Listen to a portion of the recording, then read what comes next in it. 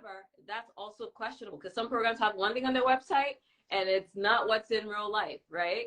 So you need to be cautious about that, that cutting yourself out or calling yourself short based on a program website is not always accurate. You'll be surprised how many programs have not updated the website in years, right? So often. Yeah, tell us so about often. that. Yeah. So often.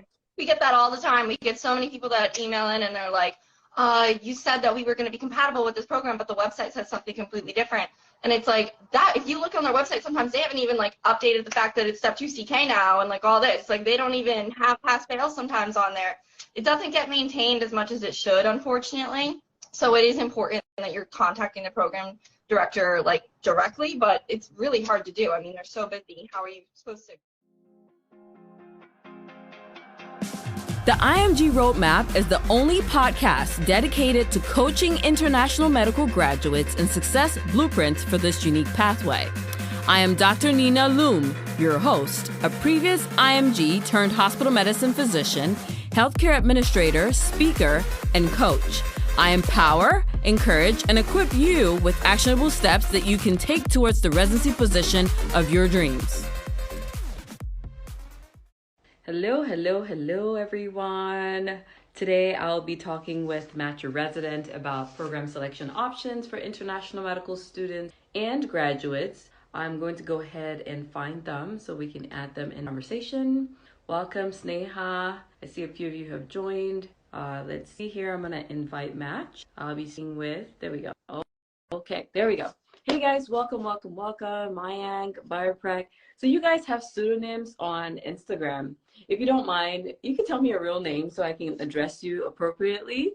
But I can also use your pseudonym. Hi, Nizeli, Roselle, okay, Barbara. All right, awesome. So I send the invitation for MatchAResident to join us, but today we're speaking about program selection for international medical students and graduates. So that's our topic for the day. Let's see if they got my invitation. Just make sure that accept. All right, there we go. Hi, Leah. Thanks for introducing yourself, Leah. Welcome, guys. Chidera. Oh, nice. I love it. Waving at Mandeep. Hi, Samriti. All right. It's Match here. MatchAResident is unable to join. Let's see. View request. Go live with them. All right.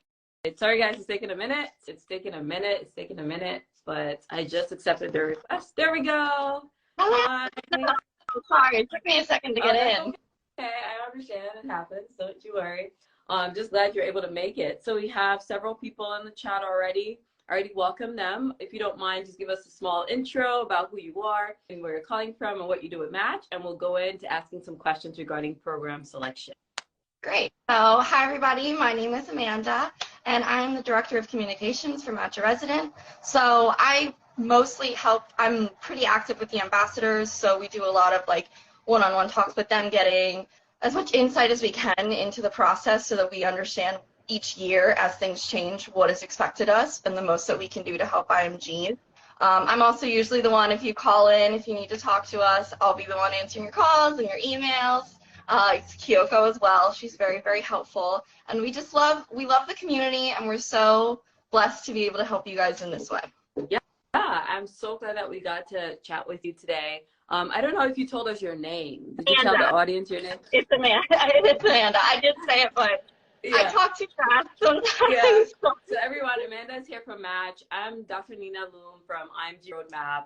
And it's my honor today to host this conversation because I get this question in my DMs a lot. Usually more so towards the end of the year is applicants, international medical students, or physician graduates that reach out and they're like, hey, I'm not sure how to, strategize my application. Where do I find programs to apply into? How do I find them? How do I know that they're gonna like my application and such? And I often tell them I used Match back in the day when I did apply. However, there's so many different factors that they should look into.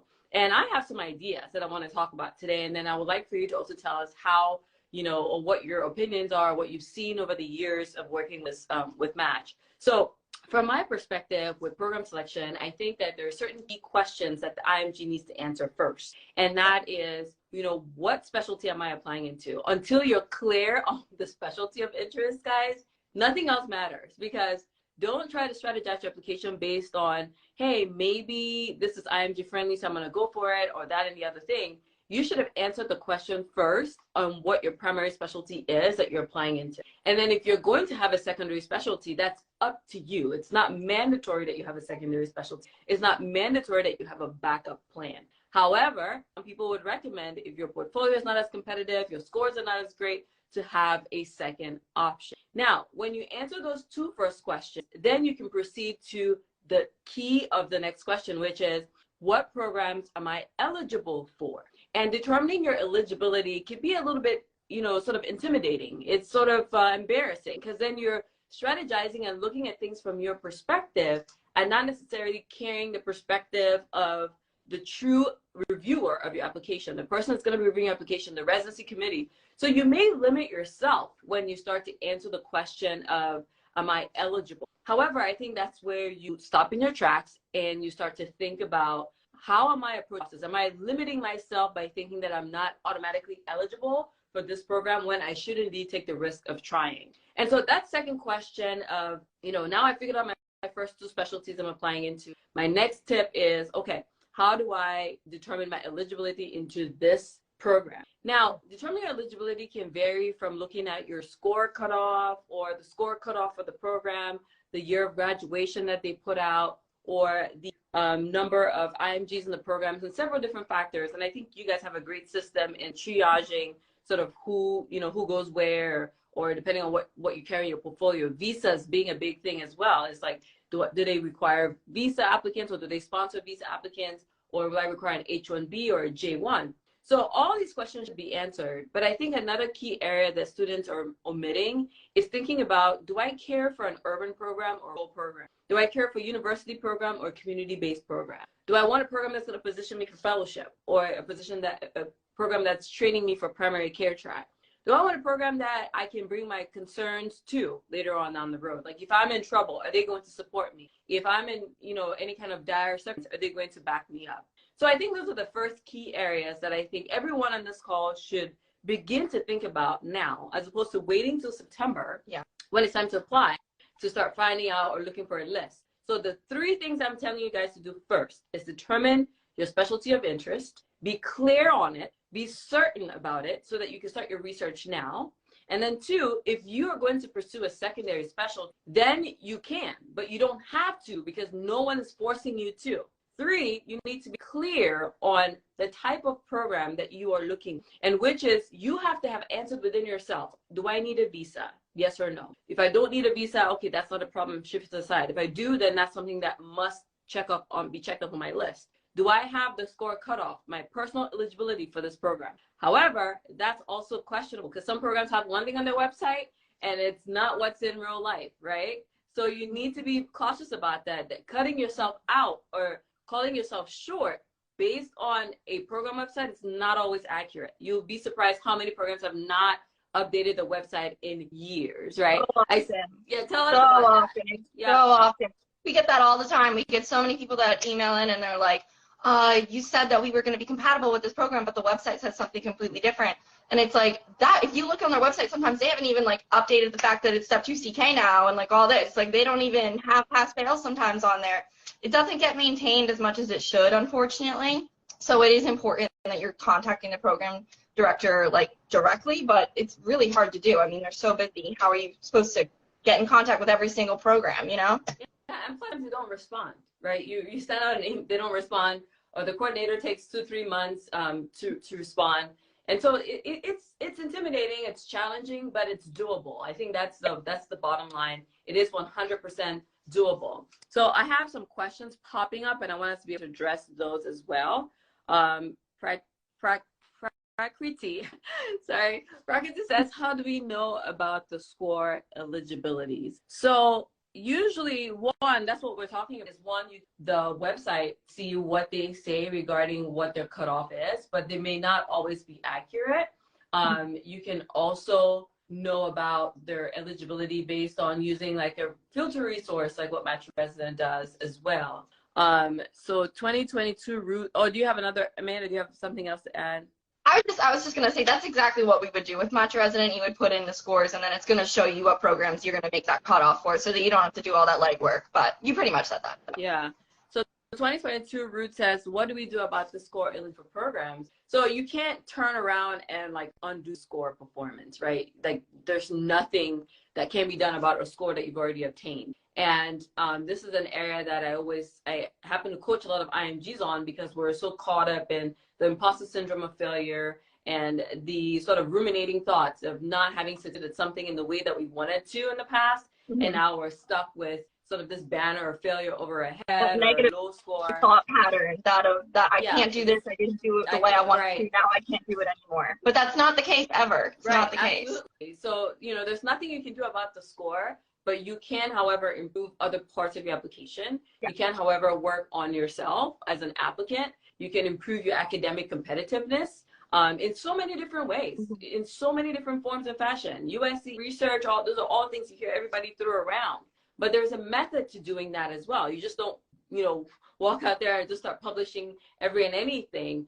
There's a strategy that you should uphold. So even if you have no influence over what programs are looking at as far as like score eligibility or cutoffs, it doesn't mean that you don't get a chance to attempt to apply, because there are several other programs that do not necessarily put out information regarding cutoff. They don't necessarily put out information regarding eligibility. They would entertain applications or from anyone and then do their internal review and determine what they want to filter applicants out. So don't always limit yourself based on what you've seen on a website or what you've seen on some kind of platform or whatever the case may be. I mean, it's true, because there are even times where people will say to us, I applied to this program that wasn't on my list and I got an interview, now can I get access to that information? And it's like, yeah, I mean, of course, like, we're not telling you, the whole point of our list is, and I saw somebody else ask this question, how do you know what the cutoff is then? So we call program directors every year and update our credentials so that we put in for each program what the score cutoff is, what visas they're accepting, what the year of graduation cutoff is, all those types of good stuff we'll get more into later.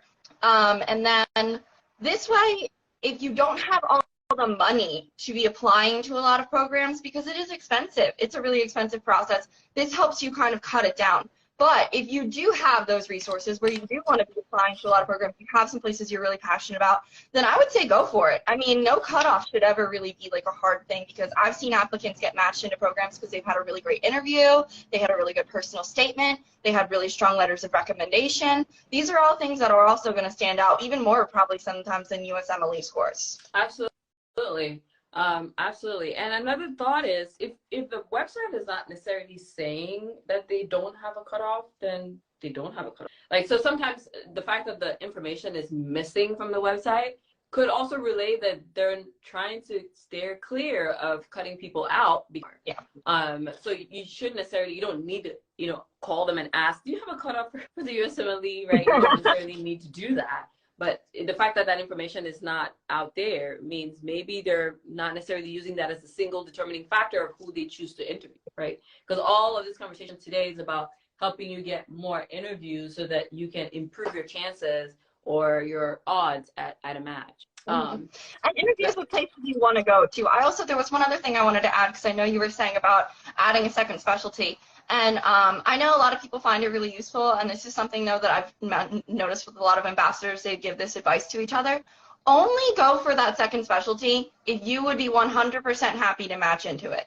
Do not put it on there as like, oh, I don't really like it, I'm not super passionate about it, but, it's a good last resort. Because then you're stuck in that. It's not like this is just a careless decision where you're just getting to go in it and do it only for a year. Like, this is going to be your path now. So just really think about what you're passionate about and what you want, and that's going to translate through your application to the programs that you are best going to match with. I agree with that 100%, because this morning I was actually checking my email, and one of the students that I coached last year, he had done 2 specialties and got his backup specialty. And his response to me was, I'm so sad. I was so sad in the beginning because I got into my backup, but now I'm kind of getting out of that rut. And I was thinking about that, and I'm like, if you didn't apply into the backup, you wouldn't have gotten into it. And so to the same token, if you're going to do a backup, be sure that you're 100% content with that. And I'm one of those people that also matched in my second specialty, though I didn't really have a first. I applied into two specialties, and I got my second specialty. However, I have a career that I like, and it's something that I grew over the years to love and have pivoted in several ways around it. So be sure, I agree with you 100%, be sure that that second specialty is something that you see yourself actually living in and doing. Otherwise, you're going to position yourself for great disappointment and dissatisfaction. And if you think that the dissatisfaction that you feel right now because you're yet to match is high, you have no idea what's coming to you when you're in a residency that you don't like and you're looking for a way out. I mean, I can tell you firsthand that that level of dissatisfaction is not worth it. Yeah. You're better off sitting out a whole year and getting to the specialty that you want by waiting than you are taking an option that you end up regretting, because there'll be so many days where you will doubt yourself, you will not like your career, and you find yourself, in many ways like myself, pivoting 6 years after you graduated residency back into a different fellowship or a different specialty. Yeah. So it's just not worth it. It's not to say that if you end up going that route, it's not like it's a horrible thing. Obviously, if you're passionate about medicine and you want to be in the field, like you were still able to get that experience. But, you know, you might find that you have some regrets after the fact if this isn't exactly the thing that you're most passionate about pursuing. So I would say just really listen to yourself, listen to your gut, and like know that you're worth it. Don't worry about exactly what your USMLE scores or what all of that says. Like, it's up to you. Yeah. We have another question. Is it worth trying to apply for surgical branch considering the green match rate for IMGs and tricks to get better chance for matching? So this person is basically asking, is it worth trying to apply into surgical specialties because it's competitive? So, you know, if you look at the match stats, there's always going to be an IMG that matches into general surgery. And actually, preliminary surgery was one of the higher specialties that IMGs match into here. However, that being said, so many times you can get a preliminary position, and a preliminary basically means the 1 year program. You get a 1 year contract. There's no guarantees that you would continue your residency after your preliminary year. You have to reapply into the match for the second cycle. So that being said, you can see that the trends for preliminary surgery are much higher this year. And that's also a route that I know several IMGs to get into general surgery categorical, which is the direct 6-year track. So I would not defer my dream of becoming a surgeon because I'm an IMG. I wouldn't do that. However, I'll be real with myself, because if I failed step 1 and step 3 and I don't have any kind of, you know, research experience, and I'm not really wanting to get any kind of experience, I'm not really forthcoming with my connections or building my connections within the specialty, I'm not showing commitment to the specialty in more ways than one, then maybe you shouldn't apply to surgery, right? Because you're not going to get it. However, there are people that are willing to put in all the extra work, to put in that extra foot and get ahead with their decisions to becoming a surgeon. Is it easy? No. Is it doable? Yes. So that would be my approach to that question. Any other recommendations from your part? No, I mean, that's exactly it. I mean, I think it's if you want to put the work in. I mean, it's definitely possible. People ask me all the time, what are my chances? What exactly can I do? I mean, there's no one size fits all. You know what I mean? You really have to go after it hard, use every single thing that you have in your arsenal, every single strength, and just really don't stop until you get that position. I mean, you're going to need a lot of letters of recommendation, probably strong USCE, you know, all these things, but it's not like that's impossible to get. It just means that you're going to be grinding a bit. Right, absolutely. So how to look for new programs and pre-match programs. So what I did when I was applying, as far as looking for new programs, I basically went to MatchAResident.com and I put in my credentials. I put in what I was looking for, like my scores, my J1 visa requirement, and bought a list. That's what I did. And then from that list, I went down to filter through to see what my options were. And obviously these days now, you can still do that by going to MatchAResident.com to do it. And I believe that you guys offer codes, even discount codes now, and mine is IMG Roadmap if you're interested in using that code. And you can buy a list on there and start your process there. That's where I started. You don't have to do what I did, but that's what is it considered to be USC if I go to a private clinic or practice in the US, or only clinics related to university? So US clinical experience can be done in a clinic setting or in a hospital setting. However, remember this, even universities have clinics, right? So you can still do your clinical experience in a clinic affiliated with the university, because doctors go to clinic and doctors go to hospital and doctors go to OR. So you don't necessarily disregard a clinic setting because it's a clinic. Yeah. I think what your question is really it's more so for private clinics because maybe they don't have a university backing them up. And I would tell you that USC, the quality of that experience also matters, even if it's in a private practice. So you can gain a lot from being in a private practice. You can also gain nothing from being in a private practice. I've also had people go to university centers for USCE and gain nothing from it because they weren't able to optimize that experience for themselves. Yeah. So in the superficial way of looking at it, yes, obviously when you have a university on your LOR, that can attract eyes. Look at that statement. But if that statement comes off just as generic as everybody else's letter, then there's nothing more to it. So don't look at it just on the surface of university clinic, but look at it from content. Like, what am I gaining by being in either one of these systems? You should be gaining something. If you're not gaining something, you have no business there. Yeah, I agree. As long as you're, I mean, if you're getting that experience, ideally it's hands-on experience, and then ideally it's a strong letter of recommendation from somebody that you worked with hands-on day to day and could speak to the progress that you made while you're there. That's really the most important thing that you want. Yeah, absolutely. So how can you apply for electives without going through various ACE for an IMS? So I actually just waved at Sharonda, who is on the call, and she came and she DM'd me and came and worked with me for a month or a couple of weeks. I don't remember, a couple of years ago during the pandemic. So you can always reach out to them in person by yourself. You can try contacting hospitals sometimes too, or just your connection. Sometimes you can always ask around, but yeah, it's not always easy to find. Yeah, right. They're not easy to find, but that's the whole process. If it was easy, then we wouldn't be up here talking about it. Is medical scribe considered USCE? It is not. That's a job that you're doing on the side. However, I know interviewed on my podcast, I'm the IMG with my podcast, a physician who was working as a scribe and ended up getting residency after doing that scribe job. But, you know, people don't do that to get residency. You're doing it for the pay, right? So that you can furnish your application packet, or you can pay for your application cycle. However, there are certain ways that you can leverage those opportunities, especially because you can use it as a method of building connection with people. So I think that's an underutilized part of the process. Yeah, I was just gonna say, I was just talking to somebody who works as a scribe as well and just matched, and she's like an older graduate and has kids and everything. She's so sweet, but I love it though. It's a good way. I mean, if you're looking for, you know, some extra money and you want to make some connections, it's a great way to do that. Yeah. How do prelims years work? Are they specific to specialty? Should I apply as these secondary specialty? So their preliminary years, you have mostly preliminary surgery. You can get preliminary YN, you can get medicine, and you can get, there's also transitional, which is a mix of several different rotations that are not specific to one thing. So most people take preliminary surgery because they want to spend time in the OR because they're working towards a general surgery application. But if you're going for OB, you can find a preliminary OB position. Yeah. There are few preliminary peds positions, but they're there. And then there are a few preliminary internal medicine, which a lot of transitional programs are heavy on internal medicine, or they will be out of a internal medicine department. So it's being chaired by the Department of Internal Medicine. So you may get, like, in that 12 months of your first year of residency, you get a heavy internal medicine set of rotations. So you're in clinic, you're in hospital, you do radiology, you do emergency medicine. Now, contrary to a preliminary surgery where you may spend 6 months hopping around several different surgical specialties, and then you do some medicine, but you do mostly surgical rotation.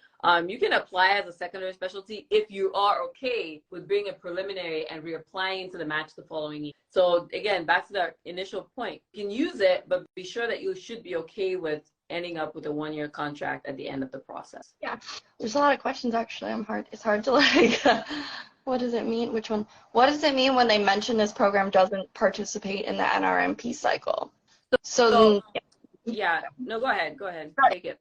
It just means that they're not participating in the main match. So you're gonna need to contact that program directly, and you can apply to them directly. But I don't actually know. I mean, maybe you can shed some light on this. Why would a program choose not to participate in NRMP?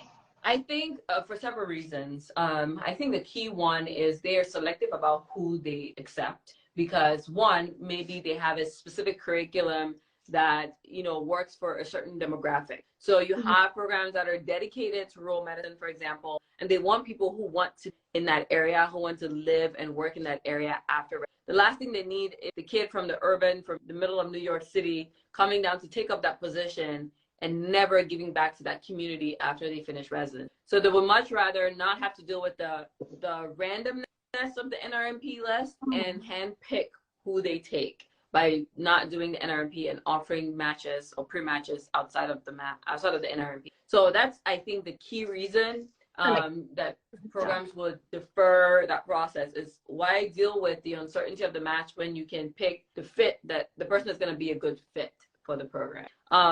And someone asked, when is a good time to start reaching out to programs? Now is always a good time. Is it true in internal medicine you don't require research? So that is a generalization that is incorrect, because you cannot put this statement on every internal medicine residency program. There, you're back. Of internal medicine not requiring research. And I think that's a generalization that is going to be a disservice to, because you cannot take program A and weigh it against program B. If you go to, for example, Massachusetts General and you are applying internal medicine there, and you look at, I don't know, St. Francis Hospital down in the middle of nowhere in Oklahoma, their requirements are going to be different, even though they're both accredited by the ACGME and they're both internal medicine programs that can produce internists. However, their requirements are to differ. So that's a generalization that cannot be true for every single program. And I caution IMGs all the time to stay clear of generalizations like that, because all that does is it puts you in a bind and you're living with assumptions that are not true for your unique scenario. I agree. I think I always tell people, they'll ask me, oh, do I need to do this? Do I need more of this? If you're asking me, do I need it? Like, what? You know what? If you can do it, you might as well try and get that extra experience, unless it's for some reason you really can't afford to take that time or whatever. But I mean, I've had so many people ask me, why should I take this opportunity? I mean, yeah, I mean, if you have nothing else going on and you have the chance to add some more to your resume, you can add, your CV, add some more research on, some more volunteer, whatever it may be. I always would say to do it. Yeah, absolutely. Same here. There's no reason to try to trick the system, to see if you can hack the system. Just do what is best for your career as an individual. I find IMGs trying so much to say, I'm going to check this box, I'm not going to check this box. Think about yourself. Yeah. You are the physician here. It's not it's not the program. It's not you. It's your life. It's your career. How do you want to be recognized? Do you want to be recognized as someone who has an understanding of research? Do you want to be recognized as someone who has published a paper? Or are you doing this because you want to check off a box, right? Are you doing this because you want to gain clinical experience in the US so that you facilitate your PGY 1 year? Are you doing it because you want to learn the specialty that you claim you're interested in? Or are you doing it because you want to check off a box to make yourself look better? Because your motive, your intention is so super important in this whole process. And otherwise, you're going to find yourself... It'll be clear to the program director as well. When they ask you why you did it and you're passionate about it, it'll be obvious. So I get that all the time, exactly what you said, trying to hack it. I try, people trying to figure out the little types of things they can do to just get by. I mean, you can try and do that, but you're probably going to end up regretting it because it's going to be noticeable on your application. Right. I think we'll just take 2 more questions and then we'll call it a day. So Ms. Leah says, do you have any tips on getting in specific state? Partner lives there. While I obviously don't want to lower my chances by applying only into that one state. I think that's a great question, because the fact that you have ties to that state is actually a good thing. And you should definitely leverage that, whether it's in your statement, whether it's in how you do your clinical experiences. But there's definitely opportunity there. So don't miss out on your geographic preferences section, because that's a tie. That's definitely something you can use to your advantage. And any final questions, Amanda, from your standpoint? Let's see, before we leave. I was going to add really quickly to that too also. If you take part in the supplemental EARS application, tell those programs that are in that state that you're most interested in them. That's a really helpful tool. Yeah, absolutely. Does that mean you can apply any time of the year for programs that don't participate in NRMP? No, because there's one cycle. There's one cycle for the academic year. It starts in June every year, so there's no I'm just going to apply at any time. No, you have to. They still follow the same calendar cycle as well. So that's always going to be an option. So guys, we're about to round up the conversation. It was my pleasure to co-host this live with MatchAResident today, and Amanda from MatchAResident. And I would like to continue this conversation. I'm currently doing a webinar series actually for IMGs. I have another session tonight at 8 p.m. Eastern. You can find that link on my website or on my page. We're right there at IMG Roadmap. It's in bio. You can check us out. I'll also put the link in the chat here. And we want to keep these conversations going. So if you have another suggestion for another thing that we should discuss and questions that we should take in the future, drop it right here, right now. Let's see what that is for you. We would love to do that. Maybe do this in another one next quarter and so on and so forth. So many questions. Yeah. I'm totally optimistic, and I feel like there was more. I definitely want to talk more about, how we can help everybody as well. So please feel free to reach out to us at MatchAResident if you have any questions about our services or just questions about the match process in general. We're more than happy to help you. I would totally do this again, though. So if you ever want to chat more about, I feel like we could talk. I saw somebody asked about how many programs should you apply to safely. I think that's a great question. Yeah, that's a great question. And I wish someone has, I wish there was some like valid research, right, on what that cutoff would be for each program. There's research, though, for American medical students called the point of diminishing return that speaks about the average number for an American medical student beyond which adding one additional program doesn't result in an increase in your match potential.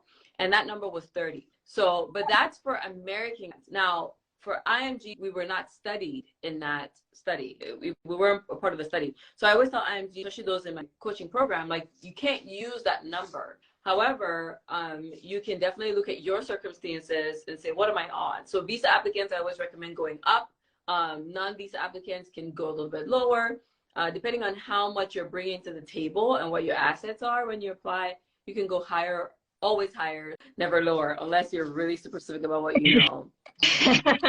Unless you're really picky and you're like, I know I only want to go to these few places. But yeah, definitely. That's a great question. But no, I thank you so much for having me today. It was so fun. Sorry, I was like, my dog was like going all around at one point. I thought she was about to take off on me. But oh goodness, those little pets, don't we love them? Don't we love them? We love them, but she's crazy. She's crazy. Yeah, so I'm just going to take this last question from Medical Goals about unfilled positions. So they wanted to know. So I have on my page on IMG Roadmap posted 2 days ago how to find unfilled positions. So go there. I have a list of like 5 or 6 websites that you can use to find unfilled positions. To make yourself competent for research if you're a novice, definitely that's a great question, something that I also teach within my program. But guys, we have to go now. It's our pleasure to have you. It's a pleasure to have conversation with you. We're definitely going to do this again next quarter, and I'll hit you. Awesome. Thank you, Nina. I'm looking forward to it, and I hope everybody has an amazing day. Thank you for chatting with us. All right. Bye. Bye, y'all. Have a good one. See you, Nina. Look at you. I'm so proud of you for listening until the very end. And because of that, you deserve a reward. And I want you to go right now to drninaloom.com and download any of my free ebooks, whether it's for electives or clinical rotations, or even just whatever trials come your way as you navigate your IMG journey. Stay tuned for another episode coming up next.